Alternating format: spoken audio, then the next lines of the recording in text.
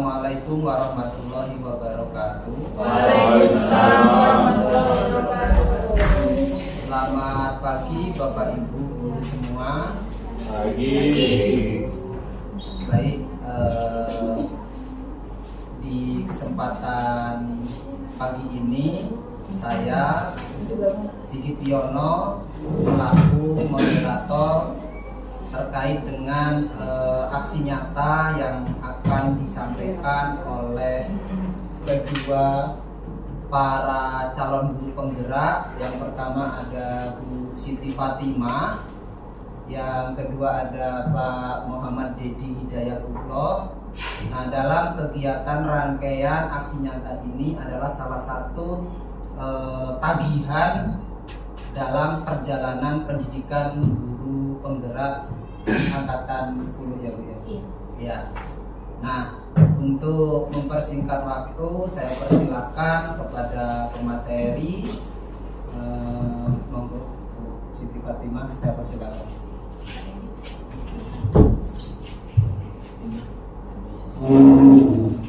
Baik, assalamualaikum warahmatullahi wabarakatuh. Waalaikumsalam warahmatullahi wabarakatuh. Saya ucapkan banyak terima kasih atas kehadiran Bapak Ibu semua di ruangan ini. Izinkan saya, nama Muhammad Dedi Hidayatullah, calon guru penggerak angkatan 10, izinkan untuk menyampaikan materi di modul 1.4 sebagai aksi nyata yang menjadi persyaratan untuk memenuhi kegiatan modul di 1.4. Untuk tidak berlama-lama, izinkan saya untuk menyampaikan beberapa materi yang kaitannya dengan yang ada di dalam modul 1.4. Bisa diperhatikan Bapak Ibu, ini sebagai berbagi praktek baik konsep inti budaya positif yang sudah kami buat bersama Bu Fatin.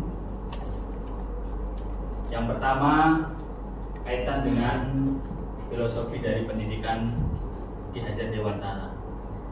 Jadi setiap anak terlahir membawa kodratnya masing-masing. Tugas kita sebagai pendidik adalah menuntut anak sesuai dengan kodrat alam dan kodrat zamannya.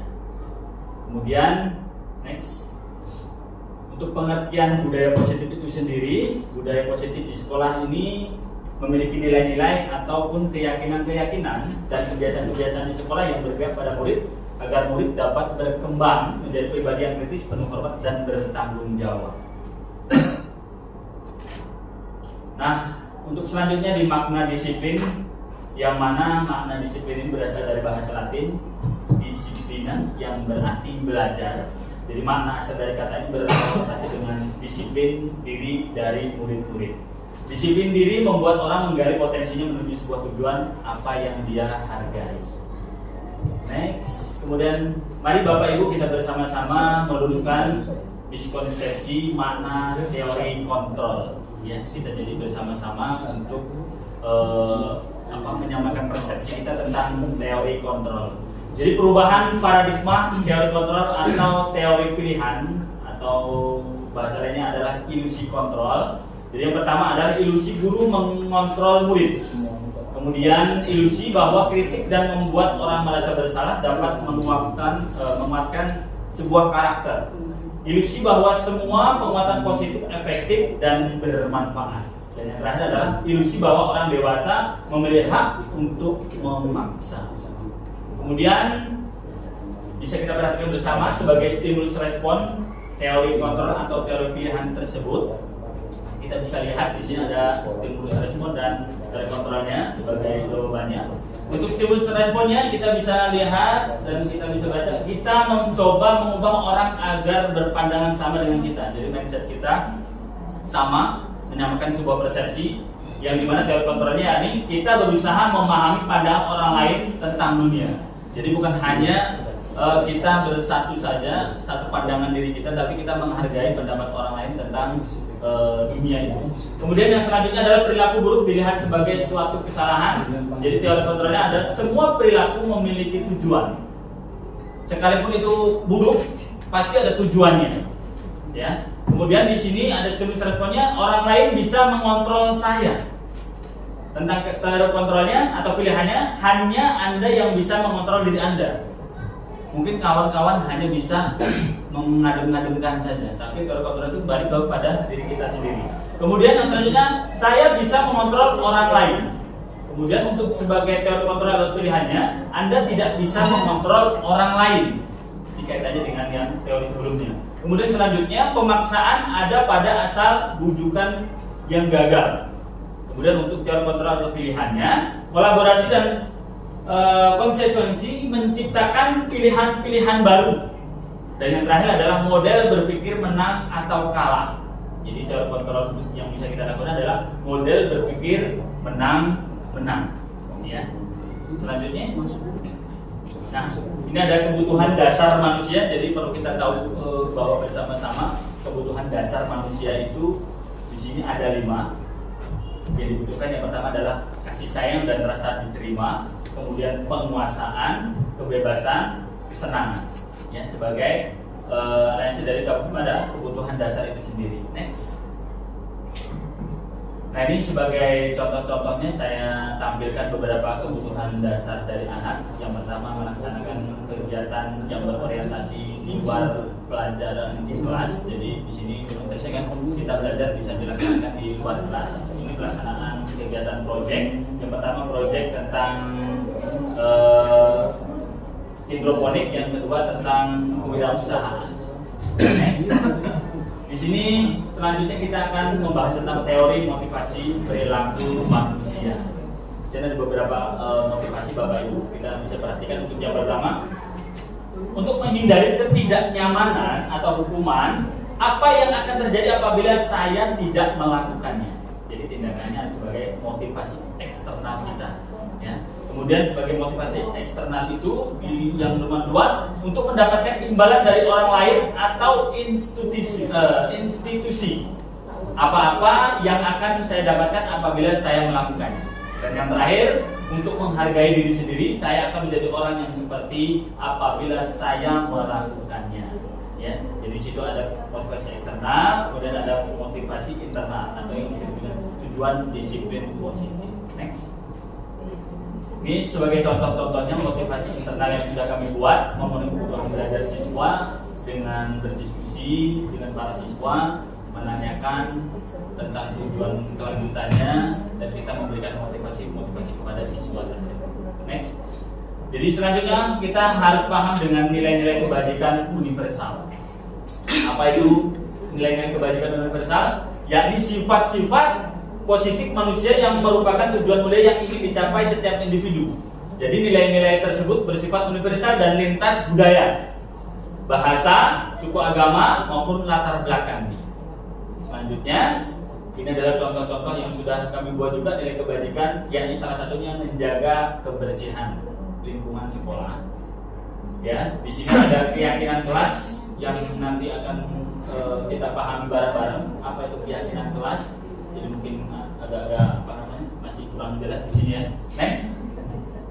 Nah, ini keyakinan kelas atau biasanya agak berbeda dengan kesepakatan kelas ya Bapak Ibu. Kita menganggapnya di sini adalah keyakinan kelas. Jadi yang pertama adalah membuat kesepakatan kepada para siswa. Jadi kita berdiskusi kepada siswa agar siswa itu meyakini apa-apa yang harus kita yakini ketika berada di dalam kelas. Yang pertama, selalu kembalikan buku ke tempatnya.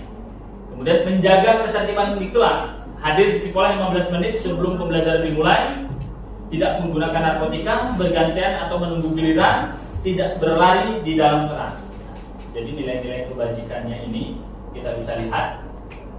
Nah, jadi nilai-nilai kebajikan yang kita tanamkan kepada siswa tersebut ketika selalu mengembalikan buku ke tempatnya, nilai kebajikan apa yang didapat? Yakni adalah tanggung jawab. Kemudian menjaga ketertiban di kelas, itu nilai kebajikannya adalah menghormati orang lain. Kemudian hadir di sekolah 15 menit sebelum pembelajaran dimulai, itu menghormati orang lain atau berkomitmen.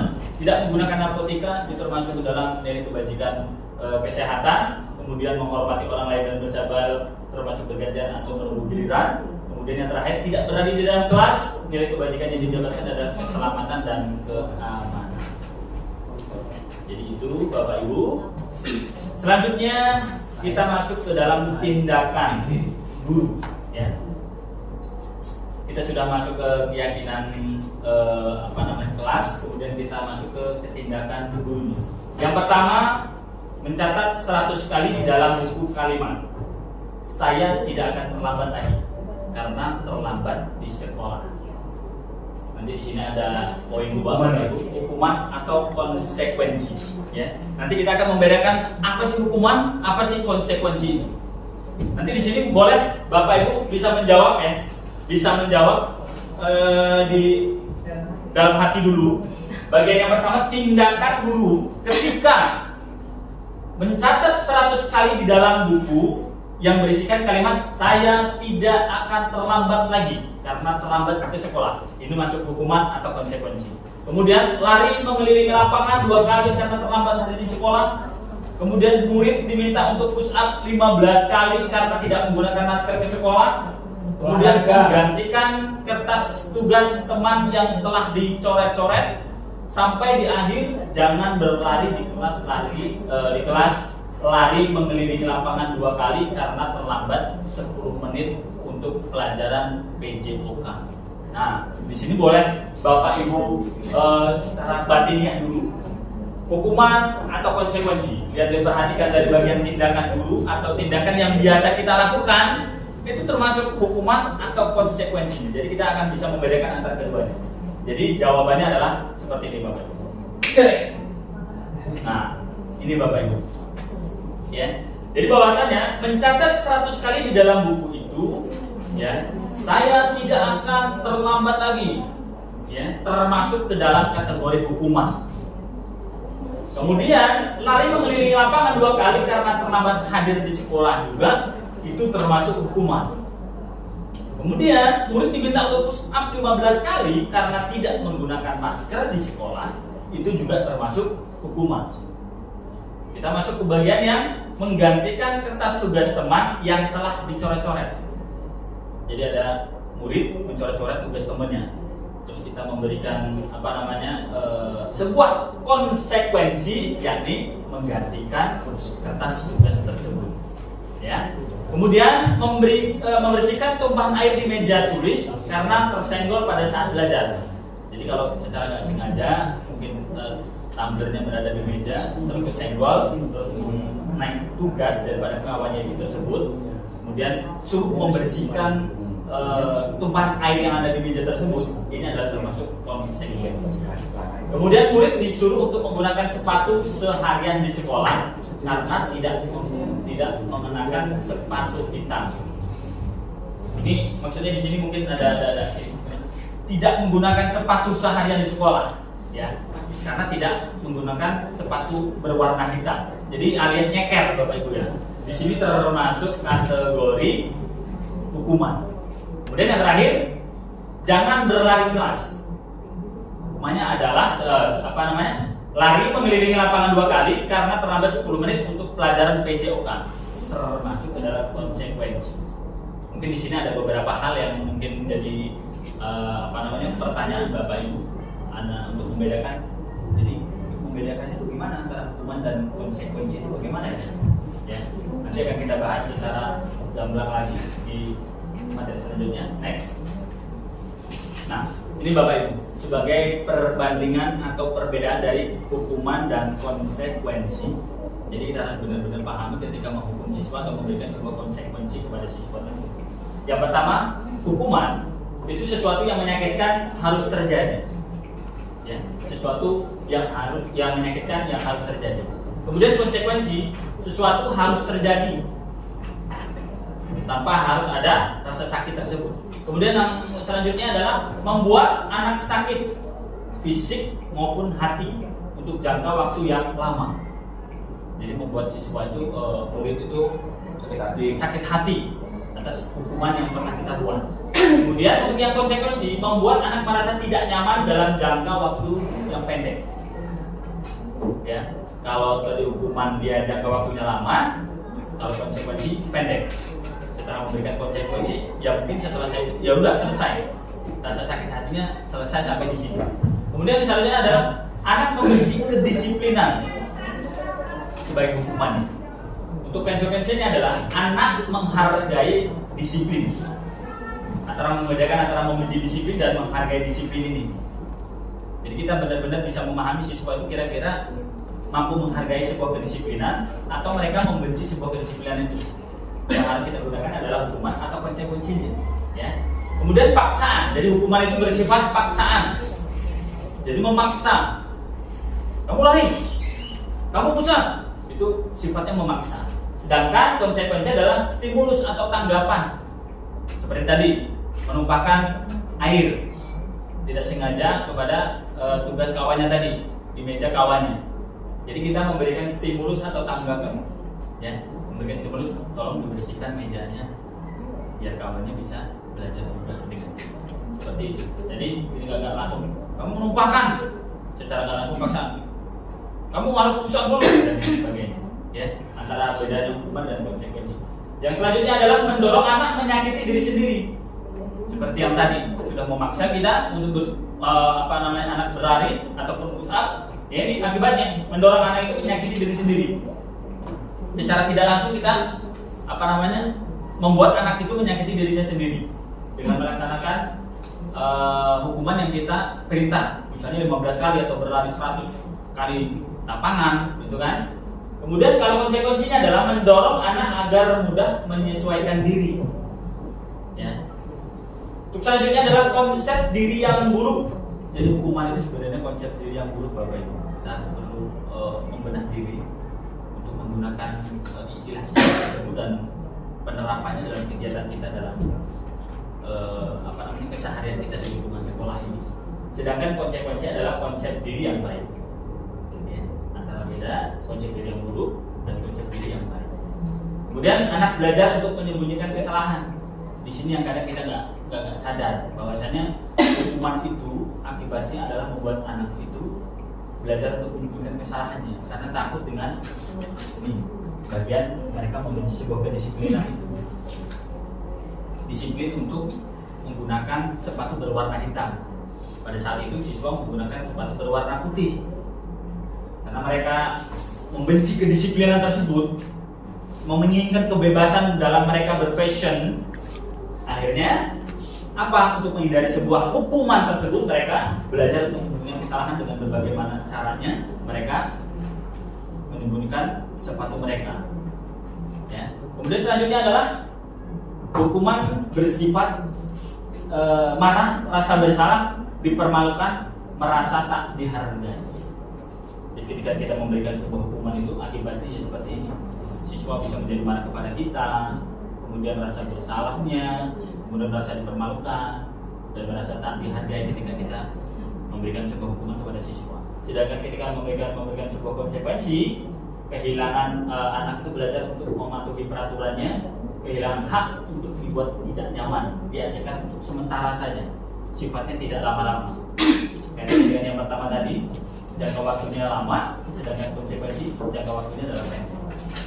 Ya, Bapak Ibu, itu perbedaan antara hukuman dan konsekuensi. Untuk lebih memahaminya lagi, kita nanti ke bagian hukuman, penghargaan dan restitusi yang akan disampaikan oleh Siti Fatimah. Silakan. Terima kasih Bapak Ibu atas kehadirannya. Saya akan menyampaikan berkaitan dengan hukuman, penghargaan, dan restitusi. Nah, di sini pada dasarnya kita sudah melakukan ini semua. Yang akan nanti jadi fokus kami adalah di restitusinya. Restitusi adalah cara restitusi. Apa itu restitusi? Restitusi adalah proses menciptakan kondisi bagi murid untuk memperbaiki kesalahan mereka. Jadi pada dasarnya kita sering melakukan ini, cuman kita tidak sadar bahwa apa yang kita lakukan itu adalah proses restitusi itu. Sehingga mereka bisa kembali kepada kelompok mereka dengan karakter yang lebih baik. Restitusi juga merupakan proses kolaboratif yang mengajarkan murid untuk mencari solusi untuk masalah mereka dan membantu murid berpikir tentang orang tersebut. Orang seperti apa yang mereka ingin menjadi tujuan mulia dan bagaimana mereka harus memperlakukan orang lain. Nah, jadi pada dasarnya seperti yang sudah saya bilang tadi, kita sering melakukan melakukan restitusi ini pada anak-anak didik kita, tapi kita belum sadar, oh ternyata seperti ini loh restitusi itu. Next, Mister. 9 ciri-ciri restitusi. Yang pertama, bukan untuk menebus kesalahan, namun untuk belajar dari kesalahan. Yang kedua, memperbaiki hubungan. Yang ketiga, tawaran, bukan paksaan. Yang keempat, restitusi menuntun untuk melihat ke dalam diri. Yang kelima, restitusi mencari kebutuhan dasar yang mendasar tindakan. Yang keenam, restitusi diri adalah cara yang paling baik. Yang ketujuh, restitusi fokus pada karakter bukan tindakan. Yang kedelapan, restitusi fokus pada solusi. Yang terakhir, restitusi mengembalikan murid yang berbuat salah pada kelompoknya dengan karakter yang lebih baik. Ini adalah 9 ciri-ciri restitusi. Next, Mister. Nah, di sini ada segitiga restitusi. Segitiga restitusi merupakan tahapan tindakan yang dilakukan guru untuk membawa siswa menaati kesepakatan kelas yang telah ditetapkan dan mengakui secara sadar dan terbuka ketika melakukan kesalahan, serta merasakan kenyamanan ketika sudah berperilaku jujur. Ini adalah segitiga restitusi, Bapak Ibu. Kalau tadi Mr. Dedi sudah menjelaskan bagaimana cara membuat keyakinan kelas, bagaimana membuat kebijakan kelas. Nah, di sini adalah ketika anak melakukan kesalahan, maka yang akan kita lakukan adalah melakukan segitiga restitusi. Segitiga restitusi dimulai dengan validasi tindakan yang salah. Jadi kita tanyakan kepada siswa apa tindakan kesalahan mereka. Berikutnya menanyakan menstabilkan identitasnya. Jadi kita misalnya seseorang melakukan kesalahan, kalau biasanya kita mungkin kesalahan kita adalah kita tanyakan apa kesalahanmu, kemudian kita tidak pernah menstabilkan identitasnya dengan nggak apa-apa kamu melakukan kesalahan. Semua orang pasti melakukan kesalahan juga. Kita tidak pernah melakukan itu mungkin pada dasarnya. Kita langsung judge kamu salah dan kamu salah. Tapi untuk di segitiga restitusi tidak seperti itu, Bapak Ibu ya. Di segitiga restitusi kita harus menanyakan dulu kesalahan itu berkaitan dengan apa. Kemudian menstabilkan identitas anak itu biar tidak down. Yang selanjutnya menanyakan keyakinan pada kelas itu berkaitan dengan kesalahan mereka. Kemudian di keyakinan itu setelah itu dilanjutkan dengan menanyakan kamu ingin menjadi orang yang seperti apa ke depannya. Jadi begitu ya Bapak Ibu, pada dasarnya kita sudah melakukan segitiga restitusi itu mungkin, tapi ada bagian yang numpang di bagian kita yang tidak pernah kita lakukan, yaitu menstabilkan identitas mereka. Karena kebanyakan dari kita ketika anak melakukan kesalahan, kita langsung judge anak itu salah dan cari solusinya, hanya seperti itu ya.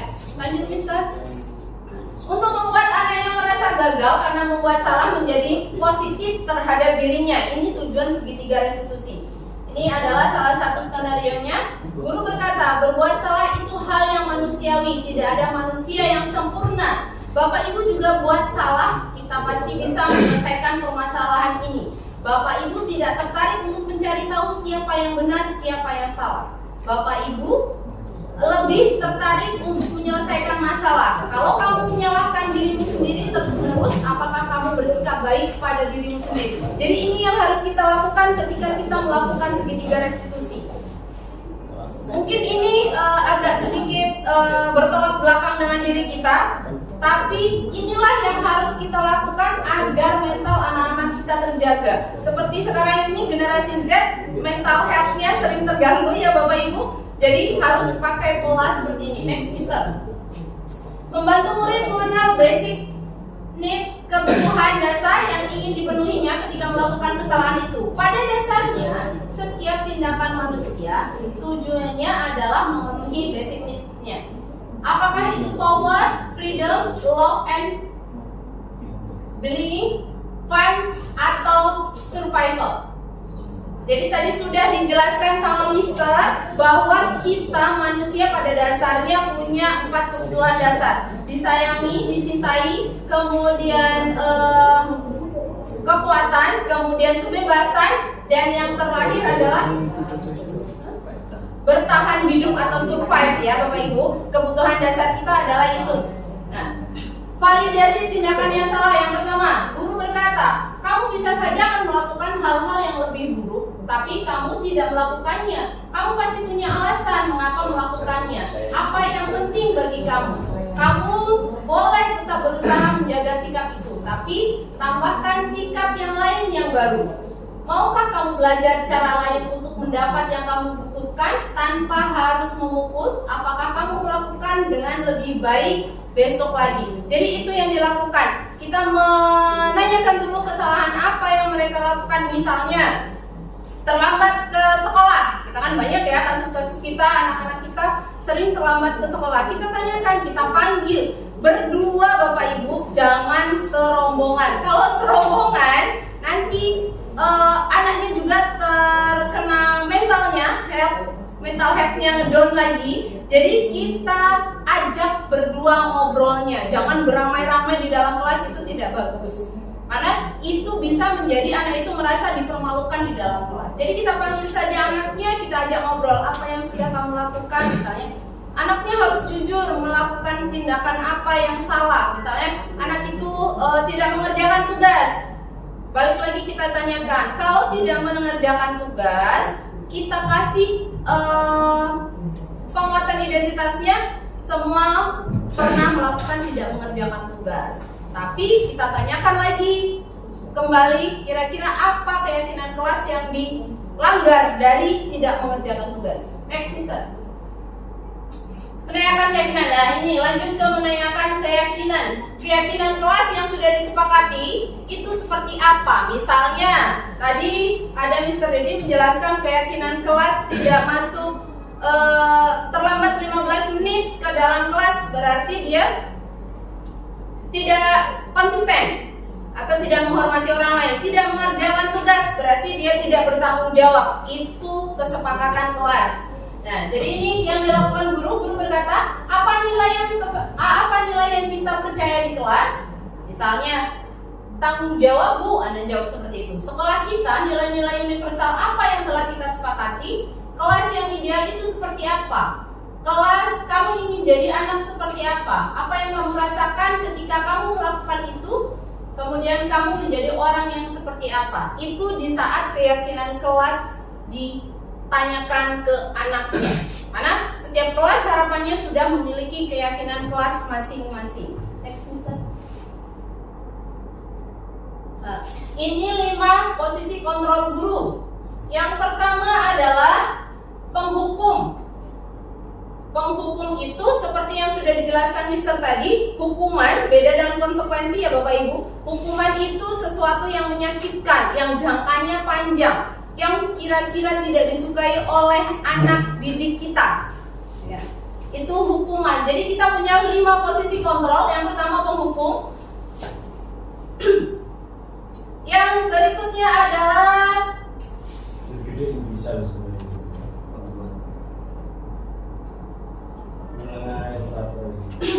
yang kedua adalah membuat orang merasa bersalah. Jadi sering kita lakukan yang ini. Membuat orang merasa bersalah. Kalau hukuman kita pasti sering juga ya Bapak Ibu ya.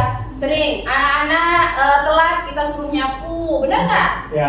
Ya sering. Anak-anak telat masuk kelas kita sering. Oh nggak usah masuk sekalian. Itu termasuk hukuman. Kemudian anak-anak nggak mengerjakan tugas kita suruh kerjakan ulang tambahannya seperti apa. Nah itu yang sering kita lakukan, menghukum. Yang kedua, membuat orang merasa bersalah. Pada posisi ini biasanya guru akan bersuara lebih lembut. Kalau hukuman suaranya lebih kasar atau suaranya lebih keras dan berupa fisik biasanya. Biasanya kalau terlambat suruh push up atau hormat bendera ya Pak Wahyu ya. Iya. Kalau ini membuat orang merasa bersalah biasanya gini. Kamu gak kasihan apa sama orang tuamu? Orang tuamu pagi-pagi pagi udah bangunin, kemudian udah masakin kamu, tapi kamu kok tetap ke sekolahnya berangkatnya terlambat. Itu salah satu contoh membuat orang merasa bersalah. Berikutnya ada yang kawanmu udah nungguin dari tadi, nungguin kamu untuk menyelesaikan tugas kelompok, tapi kamu belum datang-datang, lelet. Itu yang sering kita lakukan untuk membuat orang merasa bersalah. Tapi itulah posisi kontrol guru, itu seperti itu salah satunya. Yang ketiga, teman. Yang ketiga, porsi menjadi teman.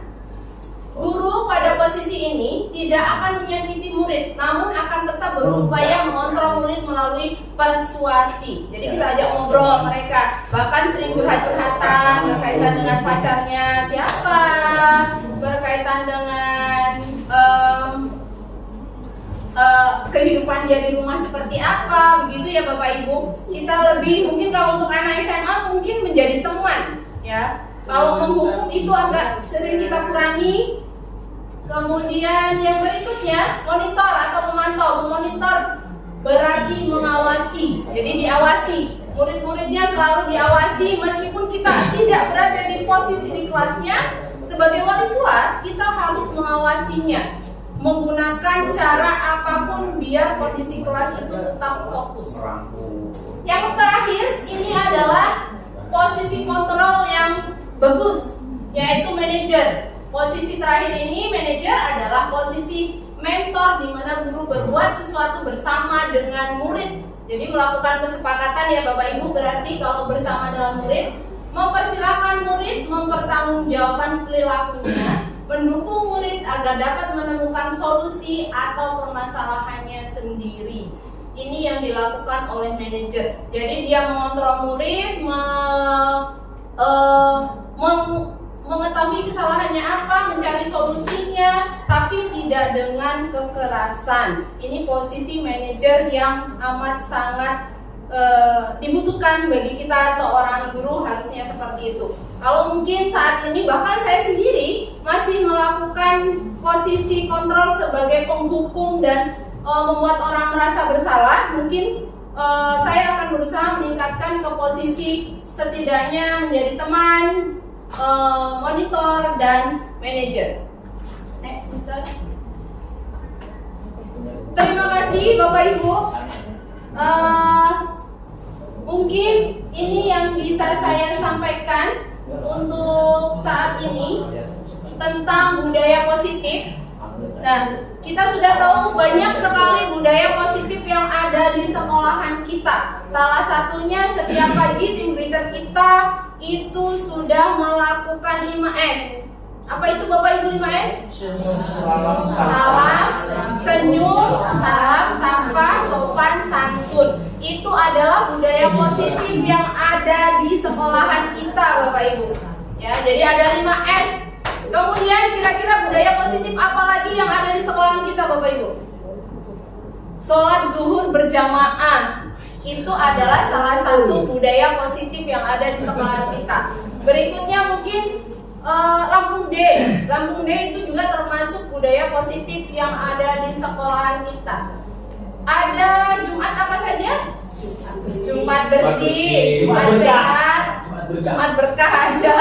Kemudian Jumat anti bullying. Ada. Itu. Nah, Jumatan di sekolah juga termasuk salah satu budaya positif yang ada di sekolahan kita. Jadi budaya-budaya positif itu harapannya nanti bisa dikembangkan sampai nanti ada pembaharuan lagi budaya positif yang bisa kita terapkan di sekolahan kita. Mungkin itu yang bisa saya sampaikan.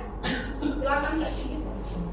Baik Bapak Ibu, demikian tadi presentasi dari dua calon penggerak di angkatan 10. Ada Pak Dedi Dayatullah dan Bu Siti Fatimah sebagai tugas aksi nyata di modul 1.4. Dari Bapak Ibu sekalian, bila ada pertanyaan dipersilakan, monggo Bapak Ibu. Pak saya. Silakan. Terima kasih atas waktunya. Selamat pagi semuanya. Setelah saya menyimak tadi, itu ada hukuman dan konsekuensi. Yang pertama, yang kedua ada praktek baiknya, positif kan itu Bu ya. Iya Pak. Sedangkan di situ kita tidak boleh memberikan hukuman, tidak boleh menyakiti anak. Kemudian konsekuensinya itu ada tersendiri. Nah, seandainya kita memberikan konsekuensi, tapi anak itu tidak menanggapi apa yang kita berikan, itu solusinya gimana? Itu yang pertama. Kemudian yang kedua, seperti apa yang disampaikan tadi, saya sebagai greeter tiap pagi sudah menemukan banyak sekali setiap pagi itu Bu. Nah, ya datangnya lebih awal. Oh maaf Kak, saya kesiangan terus. Jawabannya seperti itu. Anaknya itu aja. Anaknya yang terlambat itu aja. Itu solusinya gimana Bu? Terima kasih. Baik, terima kasih Pak Yandana telah memberikan pertanyaan bagi para calon pemeran angkatan 10 ini. Monggo Bu Pak Didi, silakan untuk menanggapi. Terima kasih Pak Sigit. Kaitan dengan yang Pak Wayan sudah tanyakan tentang hukuman nih Pak ya. Iya. Tadi itu poinnya tadi bagaimana Pak? Yang Ya, kita kan nggak boleh menghukum anak. Kemudian harus memberikan konsekuensi. Nah, setelah kita memberikan konsekuensi, aku memberikan arahan-arahan kepada anak supaya tidak mengulangi kesalahannya, tapi anak itu nggak menghiraukan gitu, masih tetap juga melaksanakan seperti itu, melakukan seperti itu. Itu solusinya gimana? baik, ini juga sudah pernah dibahas ketika kami Zoom bersama Ibu Fasilitator dan narasumber. Pertanyaannya bagus dan memang perlu kita tahu bersama Bapak Ibu. Ini kaitan dengan pemecahan masalah atau problem solving. Kita kaitan dengan para siswa ini. Di sini ada 3. Yang pertama adalah hukuman, konsekuensi, dan restitusi. Dan yang paling banyak kami gembar-gembarkan dan digaung-gaungkan di guru penggerak itu adalah penggunaan restitusi. Bukan tidak mungkin Bapak Ibu, kita tidak diperbolehkan menggunakan hukuman ataupun konsekuensi itu sendiri yang berakhir pada segitiga restitusi itu sendiri. Jadi sebenarnya penggunaan segitiga restitusi yang sama-sama tadi sudah dibahas oleh Bu Fatim tadi, bahwasannya ketika anak berbuat kesalahan, ini pernah saya tanyakan juga kaitannya dengan ini seperti itu. Kalau anak itu tidak sudah kita berikan hukuman, kemudian kita berikan sebuah konsekuensi, tapi anak itu tidak menghiraukan, begitu kan Pak? Iya, iya. Nah, ini adalah penggunaan terakhir dari penggunaan segitiga restitusi tadi itu Pak. Kita merubah mindset anak tersebut. Jadi tidak perlu dengan marah-marah ataupun konsekuensi yang sifatnya kita memberikan stimulus atau tanggapan. Tapi di segitiga restitusi itu kita berharap murid tersebut merubah pola pikirnya atau merubah sikapnya dengan apa yang sudah kita lakukan tadi di hukuman. Kalau anak ini sudah kita beri hukuman, bisa tadi yang Bapak contohkan adalah anak itu terlambat sekolah dengan hanya memberikan omongan yang seperti karena mungkin kita udah gedek Pak, jengkel, banyak yang datang terlambat, kamu orang hari semua sana di depan. Nah, itu memberikan hukuman kan. Kemudian kita kasihan juga kan yang seperti itu. Akhirnya kita naik ke bagian konsekuensi. Di konsekuensi itu kita memberikan apa? Stimulus tanggapan. Seperti yang sudah dilakukan Pak Dana tadi juga termasuk konsekuensi. Kamu kok berangkat telat terus. Tadi kan penuh dengan kelembutan kan Pak ya? Iya, betul. Kemudian masalahnya apa? Masalahnya apa? Nah, secara tidak langsung sebenarnya dari sebelumnya menggunakan konsep itu sudah termasuk ke segitiga restitusi. Tapi kita belum mendalami itu. Untuk kelanjutan ketika kita sudah menanyakan apa kendala kamu, apa masalah kamu. Nah, seperti itu. Akhirnya artinya kita tadi bagian ke segitiga restitusi ini. Yang pertama menstabilkan identitas tadi, ya. Kemudian yang Pak Dana lakukan adalah validasi tindakan yang salah. Kan kamu tahu telat itu nggak baik, ya kan? Pertama menstabilkan identitas dulu, nanyanya dulu. apa sih masalahmu? Iya. Telat terus. Kemudian kita memberikan, Pak ini gini. Biasanya seperti itu Pak ya. Iya, betul. Apalagi yang memang dari kelas 10 sampai ke kelas 12 telat terus. Itu yang kemarin saya tanyakan. Iya. Dan Bapak Ibu, ya, di guru penggerak ini kami dirubah mindset kami untuk menjadi seorang pemimpin. Jadi di situ iming-imingnya adalah yang mana guru penggerak, mau nggak mau, siap nggak siap. Kalau ketika sudah ditugaskan menyelesaikan tugasnya sebagai guru penggerak, dijadikan kepala sekolah harus siap.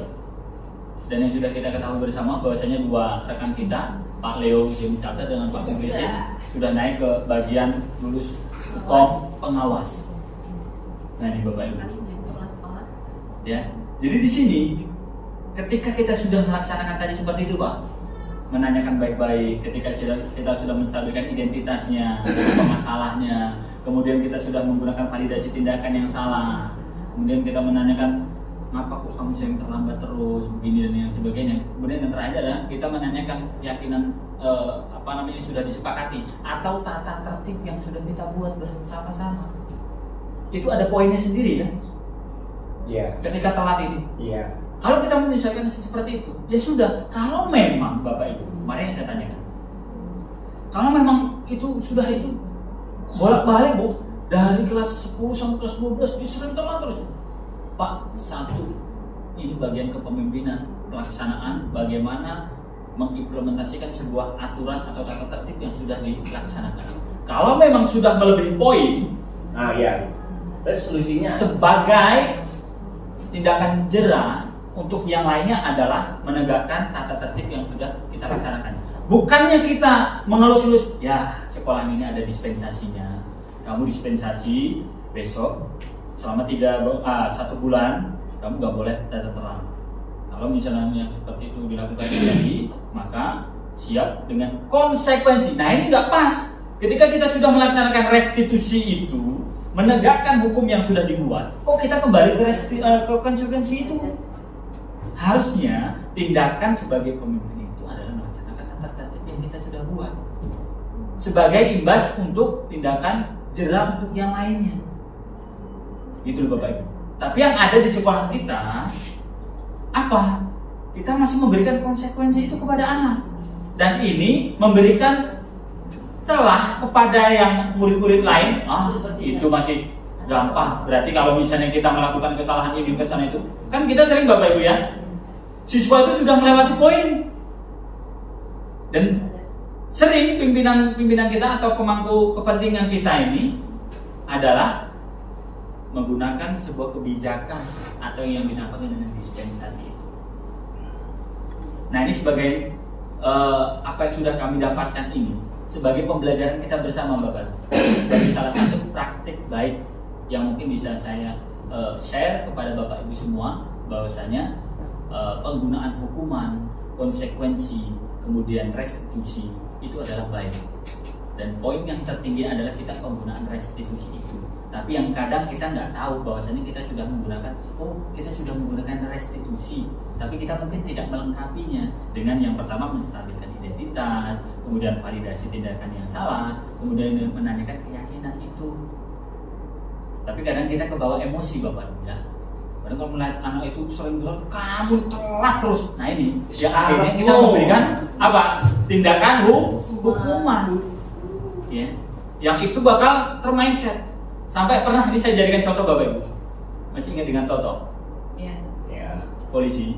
Sekarang jadi polisi, pernah curhat dengan saya.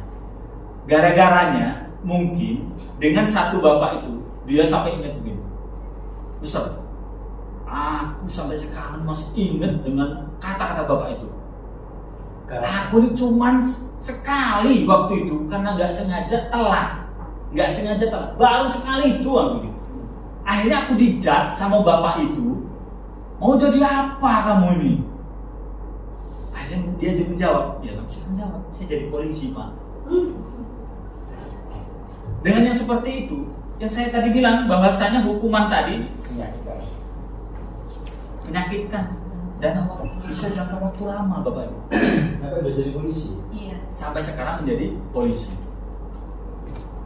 Akhirnya membuktikan hal itu Bapak Ibu. Kita kita nggak langsung gitu ya. Apa perbedaan antara hukuman, konsekuensi dengan restitusi itu sendiri? Saya terus terang, ini yang paling asik yang saya tunggu-tunggu karena di sini memang problem solving ya, atau pemecahan masalah yang biasa kita laksanakan di lingkungan sekolah kita dengan masalah yang itu aja. Misalnya siswa itu susah untuk kumpul tugas kita, kemudian di dalam kelas dia sering ribut dan yang sebagainya.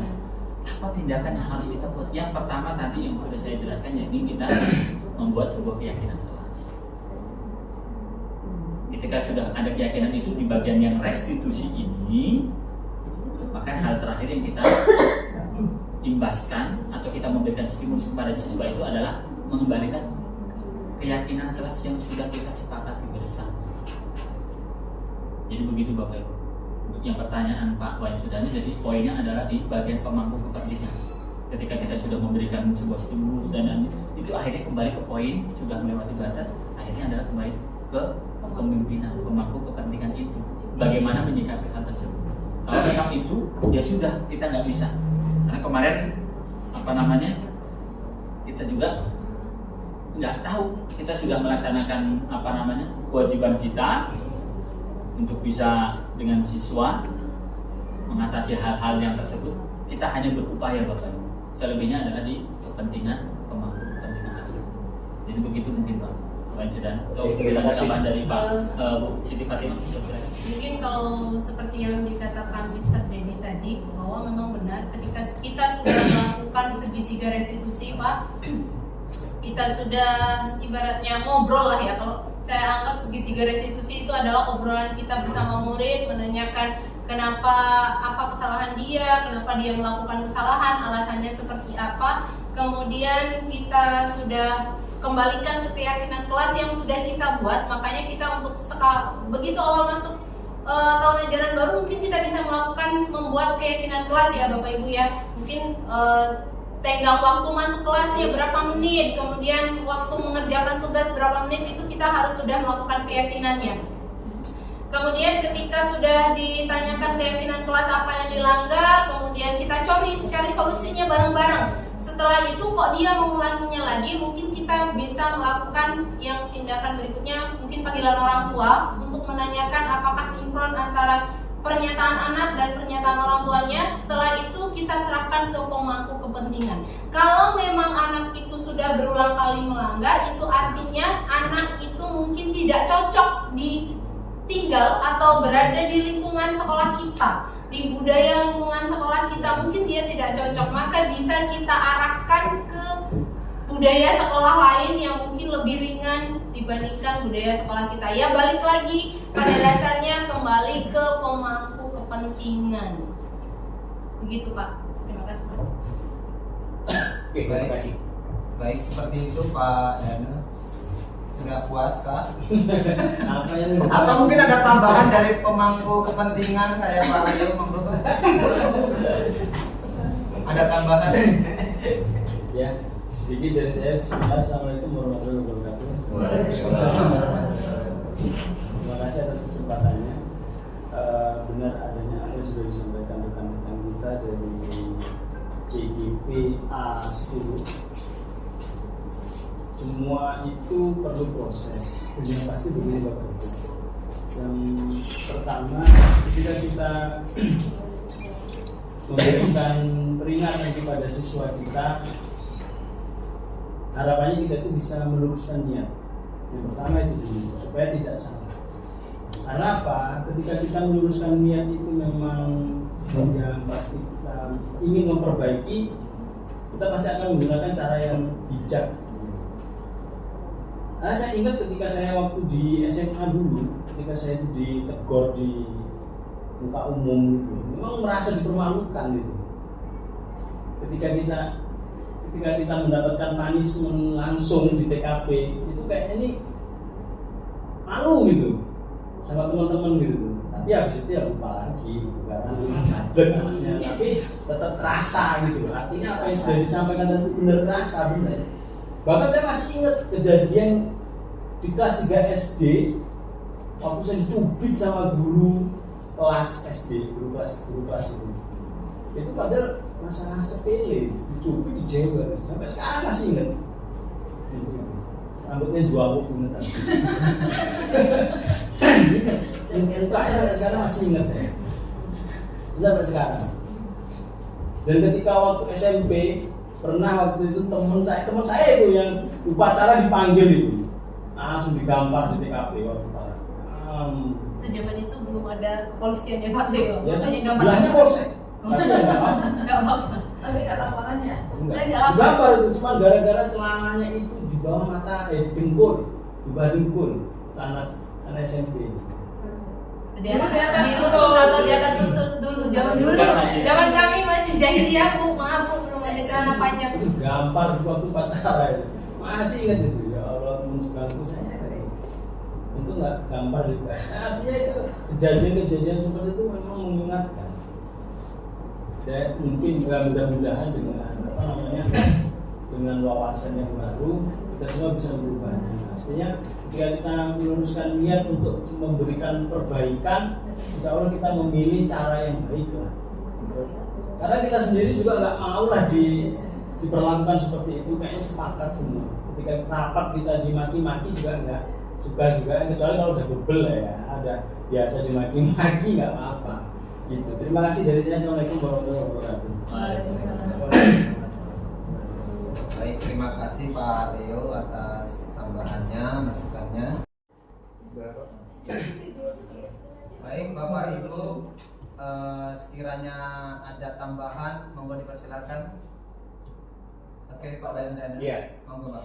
Kembali lagi yang kedua kalinya, mohon maaf. Iya. Iya Pak. Enak biasa kalau Monggo Pak. Ini sama dengan curhat ya, Iya. sama dengan curhat. Ya, Kalau Bro. kita melihat pendidikan zaman kita memang keras banget. Tapi apa ya? Kalau berbicara masalah etika, etikanya lebih bagus dulu. Iya. Kita lihat. Iya Pak. Iya Pak. Ya. Dan sekarang punya sistem menganggap bahwasannya anak SMA itu adalah teman. Iya. Cuman kalau kita lihat siswa yang kita anggap teman justru siswa itu gimana ya, etikanya mungkin itu yang terbaik buat mereka mungkin. Seolah-olah tuh ya temannya sendiri dirangkul lah gurunya. Kalau zaman saya sekolah dulu jangan untuk merangkul, ketemu aja permisi Pak sampai nunduk-nunduk gitu loh. Tapi gimana ya? Kalau kita mentransfer ilmu mungkin gampang. Yang membentuk karakter ini yang agak susah gitu loh. Tanpa kekerasan juga anak itu malah melunjak. Nah, pernah saya mendengar kalau nggak digetarkan dulu belum connect gitu loh katanya. Artinya apa? Kalau dengan kekerasan kita udah salah, jelas melanggar HAM katanya sekarang. Nah itu kayaknya gimana ya? Sudah bingung sih. Seperti apa yang saya sampaikan tadi. Nah, masalahmu apa? Mau bisa telat sampai jam segini? Maaf Pak, asalnya bangunnya kesiangan lah. Terus bangunnya kesiangan kenapa? Karena tidurnya terlalu larut. Kenapa? Biasa Pak. Kenapa? Main game. Beruntung nggak ada keuntungannya nggak main game? Nggak. Kenapa dilakukan? Seneng Pak. Nah ini kita mencari solusinya tuh gimana itu? Gitu. Orang tua tahu nggak kamu main? Tahu Pak. Lalu disuruh tidur nggak? Disuruh. Tapi saya tetap main juga. Ini kenyataan yang saya terima, yang saya dapatkan pada saat saya menjadi direktur terus setiap hari. Pak Wahyu juga begitu. Ada kawan kita guru penggerak, Pak tidak boleh memukul fisik. Seperti yang saya sampaikan tadi, ayo anak lu lari dulu, lari. Itu kan termasuk hukuman fisik kan? Tapi setelah disampaikan seperti wawancara kita ketemu, ya tetap aja besoknya juga sama. Nah ini saya akan mencari solusinya. Solusi yang paling tepat itu apa sih sebenarnya? Bukan kembali ke pemangku kebijakan enggak kayaknya. Enggak sana larinya nanti masalahnya. Ya kalau kita hukum misalnya, poin sekian, kamu sudah keluar dari sini harusnya. Datang panggil orang tua, Pak mohon sih Pak, anak saya biar selesai sekolahnya di sini, ini di gimana ini loh. Gitu loh, itu. Ini curhat sih beratnya. Yuk kita bagaimana cara mencari solusinya. Kebetulan seperti bapak saya di samping ini sudah agak tinggi di atas tingkatannya, ilmunya saya sudah ada di bawahnya kan gitu. Supaya bisa memberikan pencerahan kepada guru-guru termasuk diantaranya, kemudian memberi solusi kepada siswa untuk menangani kasus ini dan sebagainya. Mungkin itu sedikit. Terima kasih. Pak Wahyu sekalian tadi. Pak Wahyu sekalian. Biar nanti sekalian jawab. Baik, terima kasih atas kesempatan yang diberikan. Saya pernah mendengar suatu seminar. Jadi nanti kita diskusikan bersama. Jadi di seminar itu disampaikan Bapak Ibu bahwasannya ketika kita menangani permasalahan anak itu dianalogikan atau diibaratkan seperti dokter menangani pasien. Sebelum memberikan obat, si dokter itu mendiagnosa dulu. Dan obat itu kan berjenjang juga.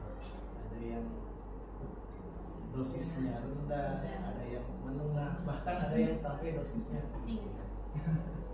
Sekalian dosis tinggi. Langsung ya. Langsung Terus dikasih di dalam seminar itu disampaikan menariknya begini Bapak Ibu. Pertama, sebagai dokter jangan sampai salah diagnosa.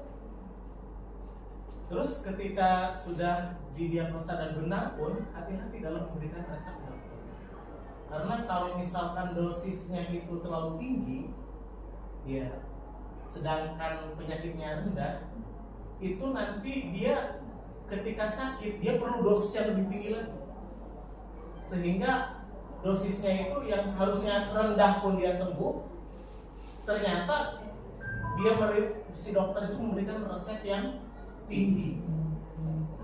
Atau kebalikannya, yang si dokter itu harusnya memberikan resep tinggi, ya, dan si dokter itu memberikan resepnya rendah, ternyata memang kesalahannya atau penyakitnya sudah harusnya mendapat resep tinggi, nggak sembuh. Nah itu saya pernah dapat seminar itu, ya, dalam memberikan permasalahan anak yang memang tidak mudah. Orang mendiagnosa terus memberikan resep dokter. Ya. Kalau saya sih setuju dengan pendapat itu. Karena kalau seorang misalkan tadi ada suatu permasalahan penyakit, ya kita diagnosa dulu, jangan langsung ya apa ini, didiagnosa dulu, ditanya-tanya dulu apa keluhannya, apa penyakitnya. Setelah itu diberikan obat. Ya kalau memang harus diberikan dosis tinggi, dosis tinggi. Ya, kalau memang rendah, jangan eksekusi.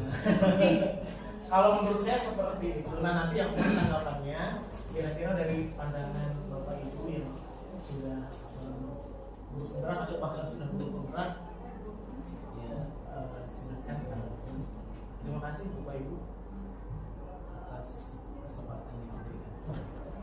Baik, terima kasih Pak Wahyu telah memberikan tanggapannya. Ada tambahan kepada calon penggerak? Baik, ini permasalahan yang sama sebenarnya untuk yang disampaikan Pak Wahyu itu. Sekali lagi saya review sedikit bahwasanya kita sudah melaksanakan apa yang disampaikan Pak Wahyu mengikuti seminar itu. Bagaimana dokter menangani pasiennya. Ini sebenarnya secara nggak langsung inilah yang disebut dengan segitiga restitusi itu. Yang pertama disebut dengan mendiagnosa itu. Di situ ada namanya pemetaan, ya, pemetaan siswa atau pemetaan murid, ya. Di sini menstabilkan identitas dulu, ya. Jadi menstabilkan identitas dulu. Kemudian validasi tindakan yang salah dari yang menstabilkan identitas itu tadi. Gimana Pak? Apa keluhannya? Kan gitu. Kalau dokter nih, kalau kita kan, kalau Pak Danang nanya yang siswa murid sering telat, kenapa kok sering telat terus? Hah? sering telat tuh ini. Dari kelas 10 sampai kelas 12 telat terus kerjaan kamu ini, ya kan? Terus yang kedua, melakukan validasi tindakan tersebut. Memvalidasi tindakan yang salah tersebut. Kamu apa namanya? Misalnya di sini menanyakan alasan mengapa melakukan hal itu. Oh, kamu sering telat, terus apa yang menyebabkan telat? Terus Pak Dani tadi menanyakan kan apa namanya? Begadang Pak gitu kan, ya. Sering main game Pak. Terus menanyakan lagi nih. Orang tuamu tahu nggak? Tahu Pak. Nah, bagian sudah tahu ini biasanya kita mengeksekusinya dengan apa? Karena kalau sudah seringnya apa tuh biasanya yang kita lakukan adalah home visit, ya kan?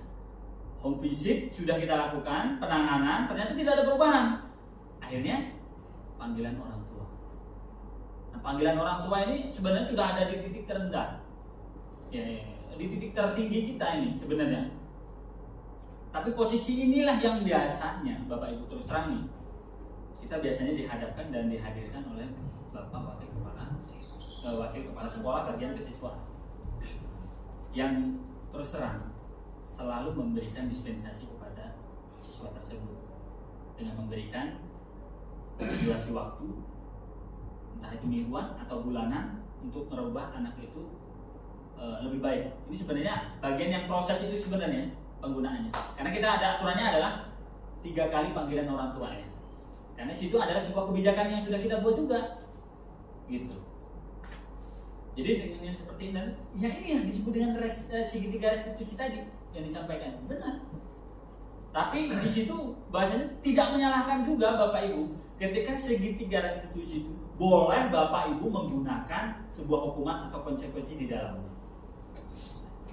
Jadi sesuai peran kita atau kontrol guru itu tadi. Kita sebagaimana, dan puncaknya ini nih yang saya sampaikan tadi Pak Dan, manajer. Jadi kembali ke manajer Pak. Kita pengen langsung aja keluarin Pak, nggak bisa. Ini saya udah ngedek Pak dengan anak ini. Terus omongannya gimana? Pak Dan, ini kan kita baru ini. Terus orang tuanya kan, mohon Pak, tolonglah Pak, anak ini Pak, kalau nggak mau di sini, nggak mau sekolah Pak, ini gimana Pak? Akhirnya apa? Pemangku kepentingan? Ya sudah Pak, kita lebih baik kayaknya kita memberikan dispensasi anak tersebut. Kita lihat 1 bulan berikutnya. Surat pernyataan, ya kan? Iya. Surat pernyataan selama 1 bulan atau 2 bulan, ada perubahan atau tidak? Kalau tidak, benar-benar kembalikan. Kenapa harus menunggu seperti itu? Lantas apa tata tertib yang kita sudah sepakati? Gitu loh Bapak Ibu, ya kan? Makanya saya bilang tadi adalah kembali ke pemangku kepentingan itu sendiri. Kita nggak punya hak Bapak Ibu. Ketika di situ adalah sebenarnya kita ada agak-agak flashback mundur lagi. Bapak Ibu harus tahu bahasanya tata tertib yang dibuat itu harusnya dibuat secara bersama-sama. Ini yang disebut dengan keyakinan kelas. Jadi keyakinan sekolah. Jadi ketika rapat paripurna itu, jadi kita ya boleh menyodorkan apa yang sudah kita buat, kita sampaikan. Jadi, kita mendiskusikan berdebat. Bapak Ibu setuju nggak? Kadang kita harus terima mentahnya aja kan, bahwasanya benar Bapak Ibu wali murid itu pasti setuju dengan tata tertib, dengan mendatangani surat pernyataan kesanggupan untuk mentaati tata tertib atau peraturan yang ada di setiap MPLS ya Pak Wahyu ya. Dan itu kembalinya ketika mesti berkelahi dan yang sebagainya, sebenarnya banyak Bapak Ibu permasalahan itu anak itu sudah melewati poin, tapi kita masih memberikan dispensasi itu. Akhirnya apa?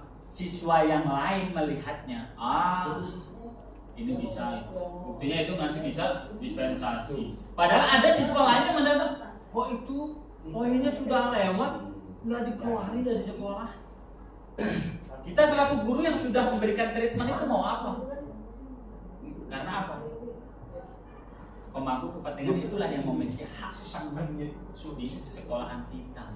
Jadi makanya di sekolah penggerak itu kami dirubah mindset kami adalah menjadi seorang pemimpin. Bagaimana kalau ketika guru seperti ini, guru seperti ini, guru seperti ini. Dan alhamdulillah Bapak Ibu, mungkin Pak Leo sendiri atau Pak Sigi sendiri, kawan CGP-nya itu banyak kepala sekolah juga. Dan di situ di saya banyak belajar Bapak Ibu. Ada namanya hukuman apa? Ya, diberikan reward itu hukuman sebagai penghargaan. Iya. Hukuman sebagai penghargaan. Itu agak aneh kan? Diberi hukuman tapi penghargaan, diberi penghargaan tapi itu adalah sebuah hukuman. Itu gimana cerita? Itu imbasnya kayak kita menyelesaikan masalah seperti ini. Saya sampai begini Pak Dan, itu saya udah tanyakan itu. Dengan fasil saya itu saya sudah menanya. Itu kembali ke pemangku kepentingan. Apa hak Bapak untuk mengeluarkan anak itu dari situ? Karena di situ yang menandatangani adalah kepala sekolah. Itu loh Pak, yang jadi permasalahan kita di sini. Makanya harus kita bersama-sama berkolaborasi, gitu kan? Tapi benar gitu. Jadi kita harus ada kesiapan juga gitu kan, untuk kita mungkin dengan Pak Leo nanti kan sebagai pengawas mengawasi setiap bapak kepala sekolah apa yang sudah dilakukan, praktek baik apa bapak sebagai bapak kepala sekolah yang sudah bapak lakukan dan sebagainya. Yang itu yang harus itu udah nggak ada lagi Pak. Saya nanyakan itu udah mentok akhirnya. Pernyataan fasilitator saya mentoknya Pak. Itu adalah di pemangku penting. Karena itu yang mencetuskan dia berhak tetap berada di situ atau tidak. Ya. Kita hanya selaku sedikit. Setelah saya pikir semua itu, makanya tadi saya renung dengan Pak Leo ini, kayaknya pemangku kepentingan di situ sama halnya wasimal karma. Nah, Kan begitu kan? Iya. Kalau kita tes sesuai dengan aturan yang ada yang kita buat, ya nggak manusia benar. Kan begitu? Iya. Kalau memberikan kelonggaran, anak itu semakin ini gitu loh. wah itu dia. Kan merasa bebas, gitu kan? Iya, semakin aku rapopo. Makanya saya nanti ya gimana? Saya tidak menyalahkan yang memangku kepentingan di situ karena sudah sistemnya seperti ini gitu loh. Nah ini bagaimana cari solusinya sekarang? Para pemangku kepentingan nggak kena apa namanya itu ya efek, siswa harus bisa jera gitu. Nah itu solusinya yang harus kita cari gitu. Terima kasih. Solusinya Pak, perubahan paradigma pemikiran yang bisa diselesaikan melalui yang di atas. Misalnya pengawas ataupun aturan yang memang itu sudah berada di atas. Biasanya kita mau nggak mau, contoh kecil ya. Dulu banyak, termasuk saya juga, pelaksanaan kegiatan PMM itu nggak saya isi. Karena kaitannya dengan aturan yang bakal membuat itu misal tidak di gaji tidak masuk, mau nggak mau saya laksanakan dan saya kerjakan PMM. Paksa. Karena memang harus ada sebuah paksaan di dalam, aturannya di dalam. Di situ kita nggak bisa menekan kepala sekolah, yang bisa menekan adalah yang di atas. Kalau halo dari Bu Dinas, kepala dinas, mau ke depan. Tapi terkadang begini loh, ketika di DPR kan mereka beliau itu sudah perhatian ada yang namanya itu dilema etika. Nah, di dilema etika ini memang harus membuat keputusan antara kanan dan kiri, banyak pertimbangan di situ. Misal kayak ada beberapa anak nih yang kemarin juga, yang nggak usah kita sebutkan mereknya ya. Anak ini dia ternyata orang tuanya dia itu mempunyai power di salah satu desanya. Nah, ketika nanti anak ini dikeluarkan, itu dampaknya itu apa? Nah, itu yang perlu dipertimbangkan bagi sekolah dan bagi guru-guru yang lain juga. Di situ mungkin ya kita mengalami lah, kayak yang pasti kalau sekolah sudah banyak, sudah ada pertimbangan lah ya mengambil keputusan seperti itu. Jadi ya mungkin ya kita menerima imbasnya juga, tapi memang harus bersabar kalau menurut saya sendiri itu. Biar cepat lulus kita aja. Tadi cepat lulus. Cuma 3 tahun gitu ya Pak ya. 3 tahun. Cuma 3 tahun. Tapi kalau yang model Pak Dana ketemu terus kan gede juga lama-lama kan, ya kan? Setiap filter nih terus ini teman-teman. Karena kayaknya saya perhatikan juga semua metode udah kayak panggilan orang tua Udah. juga. Iya, Udah, home visit ya memang sudah. seperti itu.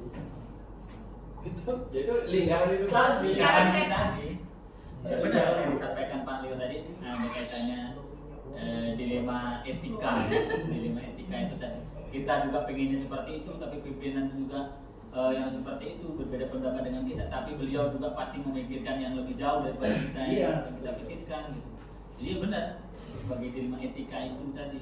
Jadi untuk memecah masalah yang seperti ini dengan kaitannya mungkin ya dengan proses tadi. Pernah saya berargumen gini dengan Pak Sigit kalau nggak salah di mobil itu ya, Pak Dian dengan Pak Nadit Rohman itu kaitan dengan ya itu permasalahan. Terus kalau kita sudah buat seperti itu, akhirnya bagaimana? Pak Nadit Rohman berbicara bahwa itu butuh proses, Mister. Berarti kita harus nunggu dong. Iya, nunggu sampai dia dulu. Iya, selesai. Mungkin gini ya Bapak Ibu, mungkin kita kembali lagi ke posisi kontrol kita sebagai guru. Posisi kontrol kita sebagai guru yang paling rendah itu adalah penghukuman. Lanjut naik ke satu tahap berikutnya adalah membuat orang merasa bersalah, kemudian menjadi teman, kemudian menjadi mentor dan manajer. Itu posisi tertinggi. Mungkin dari diagnosa kesalahan anak kita bisa melakukan obatnya ada di sini sebagai posisi kontrol guru kita ini. Ini adalah obatnya. Bukan berarti memberi hukuman itu tidak boleh, tapi porsinya harus sedikit dikurangi. Mungkin seperti itu, Pak. Sudah. Cukup ya Bapak Ibu untuk pertemuan hari ini. Saya selaku moderator, apabila ada tutur kata yang salah mohon maaf, kepada Allah mohon ampun. Saya akhiri. Wassalamualaikum warahmatullahi wabarakatuh. Waalaikumsalam warahmatullahi wabarakatuh. Selamat pagi. Pagi.